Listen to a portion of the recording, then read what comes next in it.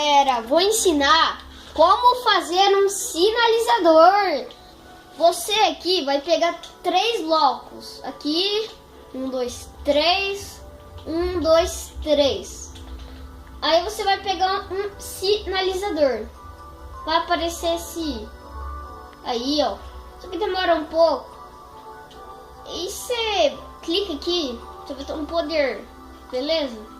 E você escolhe tipo assim, você quer presa ou rapidez. Eu prefiro presa, né? Mas não sei vocês, mas é melhor, gente, minha opinião, tá?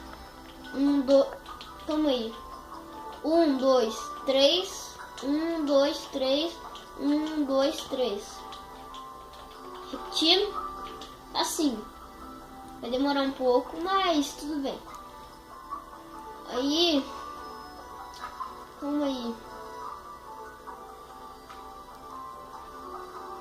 Calma aí, deixa eu matar esse lobo chato, tá? Desculpa por interromper o vídeo. E você vai fazer um gole.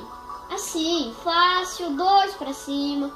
E um pro lado, outro pro lado. Põe uma abóbora ou uma lanterna de abóbora. Você põe. Só que esses babaca fica olhando esse saco de esqueleto. Mas é triste, mano. Que eles tipo assim, é suicídio pra te defender. Essa história me emociona muito, sabia? Você vai pegar uma neve, pois eu não sei onde você vai achar neve. Sei que você põe a neve, uma abóbora. Nossa, que incrível, boneco de neve. Nossa, que novidade. Nossa, surpreendente. Nossa, que legal pra vocês. Pois eu já sei. E é isso, pessoal. E deixa eu te mostrar uma coisinha também desse monstro aí, desse boneco de neve. Eu preciso de pode ser um esqueleto, vai. E você vai criar os caras.